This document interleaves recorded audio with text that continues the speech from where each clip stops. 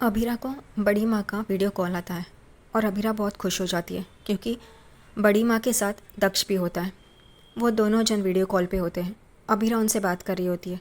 तभी बड़ी माँ पूछती है कि रूही कैसी है, वो कहाँ है। तभी अभीरा कहती है कि वो एक्सरसाइज कर रही है और वो उस तरफ कैमरा करके दिखाती है। बड़ी माँ ये देख के बहुत ही हैरान हो जाती है कि रूही और अरमान एक्सरसाइज करे एक दूसरे के साथ। और अभीरा दक्ष को कहती है, वो देखो मम्मा एक्सरसाइज कर रही है। और वो दक्ष जो छोटा बच्चा है वो अपनी माँ को और अरमान को देख के मम्मी पापा कहता है। और ये सुन के अभीरा एकदम से चौंक जाती है। अब ये उसको चौंकना तो है ही। तभी बड़ी माँ कहती है, मुझे अभी भी लगता है कि तुम गलती कर रही हो, अभीरा को कह रही है। लेकिन अभीरा थोड़ी ना अपनी गलती कभी मानती है और मानने वाली है। अभीरा कहती है, अच्छा ही है ना कि दक्ष अरमान को अपना पापा मानता है। पहले हम लोग ही उसे संभाल रहे थे ना, वो हम लोग का लड्डू ही है ना।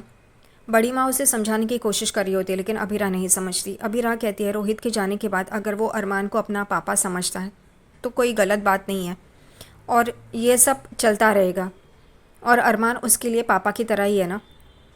अब बड़ी माँ क्या बोले, वो लोग फ़ोन रख देते हैं। यहाँ जैसे चारू ने अभीर को कहा होता है कि कियारा को शायद से पता चल गया है, तुम उससे बात करो।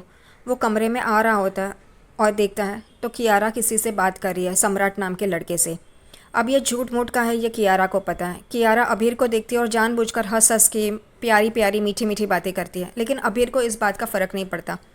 वो कहती है कि मेरा दोस्त था। जब अभीर पूछता है उसे किससे बात कर रही थी, वो कहती है कि वो मेरा कॉलेज फ्रेंड था। आपको बुरा तो नहीं लगा? अभीर कहता है, क्यों, कॉलेज छूट गया यानी कि अपने फ्रेंड्स को भी छोड़ दो, ऐसा नहीं है। कियारा का दांव उल्टा पड़ जाता है। वो ये सोचती है कि अभीर गुस्सा होगा, जलेगा, लेकिन ऐसा नहीं होता। वो अभीर को कहती है कि मैं उससे मिलने जा रही हूँ। वो कहता है, ठीक है, कोई बात नहीं, जाओ उससे मिलने। और कियारा को इस बात का बुरा लगता है कि उसे ज़रा भी उसके लिए फ़िक्र नहीं है, उसके लिए चिंता नहीं है। वो किससे बात कर रही है, किससे मिलने जा रही है, ये उसे कुछ पड़ी नहीं है। योगा इंस्ट्रक्टर सबको कहती है, आप खड़े हो जाइए, अब खड़े रह के एक्सरसाइज करनी है। अरमान खड़ा हो जाता है और रूही अपना हाथ आगे बढ़ाते हुए कहती है, रोहित हाथ दो ना। और एकदम से चौंक जाती है और अरमान, अभीरा और रूही एक दूसरे को देखते हैं। अरमान रूही को उठाता है नीचे से। अभीरा भी उनके पास आ जाती है, लेकिन रूही को इतना बुरा लगता है और उसे रोहित की याद आ रही होती है, इसलिए वो वहाँ से चली जाती है अपने कमरे में।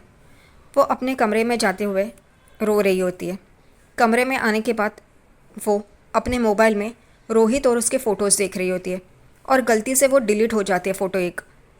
रूही रोने लगती है और कहती है, सॉरी सॉरी रोहित, मुझसे ये डिलीट हो गया, मैंने ये क्या कर दिया, आई एम वेरी सॉरी। उतने में अरमान वहाँ पे आता है क्योंकि अरमान और अभीरा ये समझते हैं कि रूही को रोहित की याद आ रही होती है। अभीरा आने वाली होती है लेकिन अरमान कहता है मैं जाता हूँ। इस वजह से वो अरमान उसके कमरे में आता है और रूही के हाथ से मोबाइल लेता है और वो फ़ोटो वापस लाता है और वो उसे देता है। रूही वो देख के बहुत खुश हो जाती है और अपने सीने से लगाती है। अरमान रूही को पूछता है, तुम्हें रोहित की याद आ रही है ना? मुझे भी आती है। जब मैं खुश होता हूँ, हंसता हूँ, तभी मुझे ऐसा लगता है कि मैं गलत कर रहा हूँ। सही है। रूही कहती है, मुझे भी ऐसे ही लगता है। जब मैं टीवी देख रही होती तभी मुझे रोहित की याद आती है। जब मैं हंसती हूँ तो मुझे रोहित की याद आती है। जब मैं अपने मनपसंद का कुछ खाती हूँ तो मुझे उसकी याद आती है।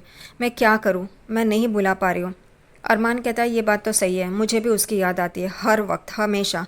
लेकिन हमें आगे बढ़ना भी तो होगा। रूही कहती, क्या तुम आगे बढ़े हो? दोनों ही एक दूसरे के पास देखते हैं। यहाँ कियारा, जैसे उसने कहा होता है, वो तैयार होने लगती है मेकअप वेकअप करके और वहाँ पे अभीर भी आ जाता है और उसे देखता है। कियारा को लगता है अब अभीर कुछ कहेगा, मैं भी आता हूँ, या फिर जेलस हो रहा है, ऐसे कुछ कहेगा। वो कियारा उसे कहती है, मैं जा रही हूँ। वो कहता है, हाँ ठीक है। और अभीर कियारा को कहता है, मैं नहीं आ सकता। वो कहती है जानबूझकर कि हाँ तुम भी मत आओ, क्योंकि हम दोनों ऐसे फ्रेंड्स हैं ना, हमारे ऐसे जोक्स होते हैं ना, तुम समझ नहीं पाओगे और तुम्हें मैं समझा भी नहीं सकती। वो कहता है, ठीक है, कोई बात नहीं। और कियारा रोते हुए आगे बढ़ती है। उसे ऐसा लगता है कि अभीर उसे रोकेगा, उसे पूछेगा क्यों जा रही हो, कहाँ जा रही हो, लेकिन ऐसा वो कुछ भी नहीं करता। अभीरा डिनर के लिए टेबल बुक करती है। इस वजह से रूही और अरमान वहाँ पे आ जाते हैं। वो लोग टेबल ढूंढ ही रहे होते हैं। उतने में अरमान एक वेटर को पूछता है कि मेरी वाइफ ने, अभीरा ने एक टेबल बुक किया था हमारे लिए। तो वो कहता है, हाँ सर, आइए यहाँ पे। और वो उस टेबल की तरफ लेके जाता है अरमान और रूही को। अरमान और रूही वो देख के चौंक जाते हैं क्योंकि वो फूलों से सजा होता है और कैंडल लाइट डिनर होता है। अरमान उस वेटर को कहता है कि आपसे कोई गलती हुई है, हम तीनों, मैं, मेरी पत्नी अभीरा और रूही यहाँ पे खाना खाने वाले हैं, लेकिन ये तो कैंडल लाइट डिनर है। रुको, मैं अभीरा को कॉल करता हूँ। अरमान अभीरा को कॉल लगाने ही जा रहा होता है, उतने में रूही कहती है, लो अभीरा आ गई। अभीरा वहाँ पे आ जाती है। तभी अरमान पूछता है, ये क्या, ये तो कैंडल लाइट डिनर है। अभीरा भी पागल की तरह बोलती है, मैंने रूही का खाना उसके कमरे में ही बोला था लगाने के लिए, और हम दोनों कुछ क्वालिटी टाइम स्पेंड करेंगे, इस वजह से ये कैंडल लाइट डिनर का प्लान किया था। अभीरा को भी समझ में नहीं आता, अगर उसे लेके आए हो तो तुम अपना क्वालिटी टाइम क्यों स्पेंड कर रहे हो, उसके बारे में तो सोचो ना। उसे यहाँ पे लाने के बाद अकेला ही छोड़ना था, तो पोद्दार हाउस क्या गलत था, क्या बुरा था वो। यहाँ पे रूही कहती है, ठीक है, मैं जाती हूँ कमरे में। तभी अभीरा को लगता है कि उसने कुछ गलत कर दिया। वो कहती है, नहीं नहीं, तुम भी यहाँ ही बैठो, हम लोग तीनों मिलके यहाँ पे खाना खाएंगे। और तीनों जन बैठ जाते हैं। बात करते करते अपने कमरे में रूही सो जाती है, और ये अरमान और अभीरा कहते हैं, अरे ये तो बात करते करते सो गई। वो कहते हैं, चलो हम लोग उसके कमरे में जाके सोते हैं, क्योंकि वो उनके कमरे में सोई होती है। वो जा ही रहे होते, उतने में रूही रोहित ऐसा बोलती है। तभी फिर अभीरा कहती है कि तुम जाओ, मैं आज रूही के साथ ही सोती हूँ। और वो रुक जाती है। अरमान चला जाता है वहाँ से। यहाँ पे पुलिस क्रिश को पकड़ के लेके जा रहे होते हैं। उतने में वहाँ पे उसके सामने एक गाड़ी आ जाती है, और वो संजय फूफासा यानी कि क्रिश के पिता की होती है। और क्रिश अपने पिता से कहता है, मैंने कुछ भी नहीं किया है, देखिए ना, बोलिए ना इनको। और संजय फूफासा भी कहते हैं, ठीक है, मैं देखता हूँ, लेकिन ये तुम्हें पकड़ क्यों रहा है। तभी क्रिश कहता है, मैंने ड्रग्स नहीं लिए, वो मेरे साथ जो थे वो ड्रग्स ले रहे थे, मैंने कुछ भी नहीं किया। पापा प्लीज़ मुझे बचाइए, वरना मेरा करियर ख़त्म हो जाएगा। वो कहता है, ठीक है, मैं करता हूँ कुछ, तू चिंता मत कर। पुलिस क्रिश को वहाँ से लेके जाते हैं, और फूफासा देखते रहते हैं। होपफुली ये संजय बंसल ने किया ना हो, वरना क्रिश का करियर बर्बाद करने के लिए वो ये सब कर सकते हैं, उनका भरोसा नहीं है। सुबह रूही जब उठती है, तभी सामने अभीरा बैठी होती है, और 3 ग्लास उसमें जीरा पानी, सौंफ का पानी और हल्दी का पानी, ये सब होते हैं।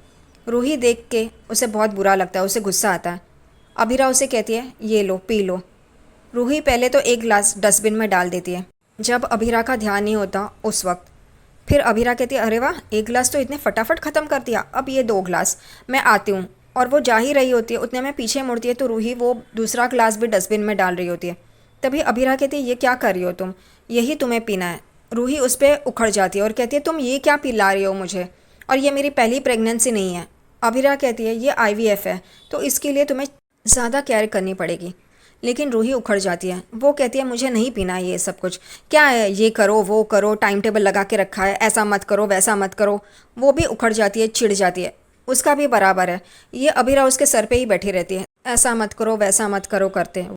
अभीरा का सही है, वो बच्चे के लिए और रूही के लिए कर रही है, उसकी केयर कर रही है, लेकिन वो ज़्यादा हो जाता है। और ये अरमान भी सुन लेता है, वो कमरे में आता है तभी। और रूही और अभीरा उन दोनों की बहस चल रही होती है, और रूही एकदम से बोल जाती है कि ये तुम प्रेग्नेंट नहीं हो, मैं हूँ ना, मैं देख लूँगी। और अभीरा एकदम से उठ जाती है, उसे बुरा लगता है, और वो वहाँ से चली जाती है। रूही उसे रोकने की कोशिश कर रही होती है, लेकिन अभीरा नहीं सुनती। अभीरा जाने के बाद अरमान अभीरा की साइड लेने के लिए आ जाता है, और वो रूही को कहता है कि अभीरा तुम्हारी भलाई के लिए ही कर रही थी ना, बोल रही थी ना, अब तुम रूही को ज़बरदस्ती कर रहे हो। उसकी हालत भी तो समझने की कोशिश करो, बच्चे से दूर है, अब उसका पति नहीं रहा, तो उसे भी तो कुछ ना कुछ महसूस होता होगा ना इन दोनों को देख के। अरमान अभीरा को मनाने के लिए जा रहा होता है रूही को छोड़ के। उतने में रूही को वॉमिटिंग शुरू हो जाती है, और वो कहता है, क्या हुआ, चलो यहाँ से वॉशरूम में। यहाँ पे अभीरा अकेली आके बैठती है और कहती है, नहीं, मैं खामखा गुस्सा हो गई, रूही के बारे में भी मुझे सोचना चाहिए था, तो तब नहीं सोचा था। इसलिए वो कमरे में आती है, तभी देखती है कि यहाँ रूही नहीं है, और उसे वॉशरूम से आवाज़ आती है, इसलिए वो वॉशरूम की तरफ जाती है।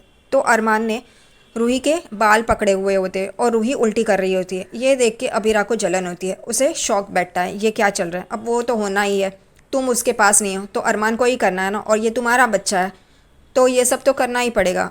और अभीरा को बुरा लगता है ये सब देख के। अरमान कहता है अभीरा को, जाओ जल्दी इसका बैंड लेके आओ बाल बांधने के लिए। और अभीरा उसे देती है, और वो बाल बांधता है। तभी ये देख के भी अभीरा को बुरा लगता है। अरमान रूही को कहता है, अब ठीक लग रहा है। वो मुंडी हिला के ना कह रही होती है, लेकिन फिर अरमान उसे बाहर लेके आता है, और अभीरा वहीं पे खड़ी होकर देख रही होती है। उसे जलन होती है, वो तो होना ही चाहिए, तुम्हारी ही करतूत है। अभीरा उसे पानी पिला रही होती है, वो पानी तो पी लेती है, फिर कहती है, बस तभी अभिरा कहती है रुको, मैं तुम्हारे लिए बर्फ़ का पानी मंगाती हूँ। तभी फिर रूही वापस चिढ़ जाती है, मुझे जो पीना है वो तो तुम मुझे पिला नहीं रही हो, बस ये पानी पियो, वो पानी पियो, जीरा का पानी पियो, सौंफ का पानी पियो, बर्फ़ का पानी पियो, बस हो गया अभिरा। और वो गुस्से से वहाँ से चली जाती है। मुझे कॉफ़ी पीनी है, लेकिन वो उसे ना बोलती है इस वजह से। अरमान अभिरा को समझाता है कि हम उसे समझा लेंगे, तुम उसके टेंशन मत लो। क्योंकि रूही कहती है अब मेरे पीछे मत आना, मुझे अकेला रहना है। रूही आती है कि हमें रूही के बारे में भी सोचना चाहिए, उसे भी वक्त देना चाहिए। दूसरी तरफ रूही कोल्ड कॉफ़ी पी रही होती है और उसे बहुत अच्छा लग रहा होता है। वो कोल्ड कॉफ़ी नहीं लेकिन डिकैफ़े मंगाती है और वेटर्स ये बड़े लोगों के चोचले बोल के उसे कोल्ड कॉफ़ी ही दे रहा होता है, जो कि उसके लिए हानिकारक है। रूही ये कहती है पी के कि ये कोल्ड कॉफ़ी और गर्मी बहुत ही अच्छा कॉम्बिनेशन है, और वो एंजॉय कर रही होती है। दूसरी तरफ अभीरा पोद्दार्स के बड़े क्लाइंट के साथ मीटिंग कर रही होती है, क्योंकि वो बहुत इम्पॉर्टेंट रहता है।